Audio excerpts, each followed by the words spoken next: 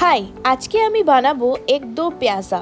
সবার আগে আমি ডিমগুলোকে ভালো করে ধুয়ে সেদ্ধ করে নিয়ে নুন হলুদ দিয়ে মাখিয়ে নিয়েছি। আর এইদিকে সাথে নিয়ে নিয়েছি আদা রসুন কাঁচা লঙ্কা পেস্ট, সাথে কিছু কুচনো পেঁয়াজ, আর এইদিকে কিছু অনিয়ন টমেটো আর ক্যাপসিকামকে কেটে নিয়েছি। দিয়ে ডিম আর আলুকে হালকা করে ভেজে রেখে দেবো।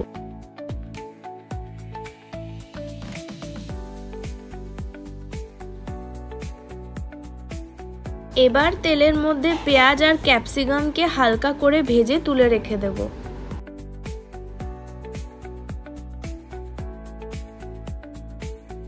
এবার তেলের মধ্যে দেব কিছু গোটা মশলা, শুকনো লঙ্কা দিয়ে কুচনো পেঁয়াজগুলো দিয়ে দেব।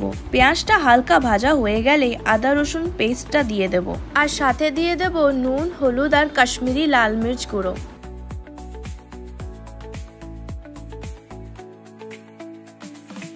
দিয়ে এটাকে ততক্ষণ ফ্রাই করব যতক্ষণ আদা রসুনের গন্ধটা না চলে যায়। তারপরে চপ টমেটোগুলোকে দিয়ে ভালোভাবে নাড়াচাড়া করে নেব। টমেটোটা গলে গেলে এর মধ্যে দিয়ে দেবো 1 চামচ জিরে গুঁড়ো, 1/2 চামচ ধনে গুঁড়ো দিয়ে অল্প একটু নাড়াচাড়া করেই জল দিয়ে দেব। আর সাথে দিয়ে দেব ভাজা করে রাখা ডিম আর আলুগুলো।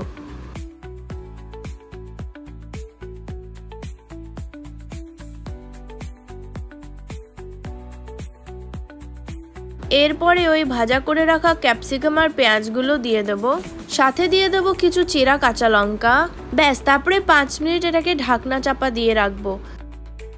ঝোলটা যেই ফুটে আসবে এর মধ্যে দিয়ে দেব গরম মশলা 1 চামচ আর চপড করে রাখা ধনে পাতা।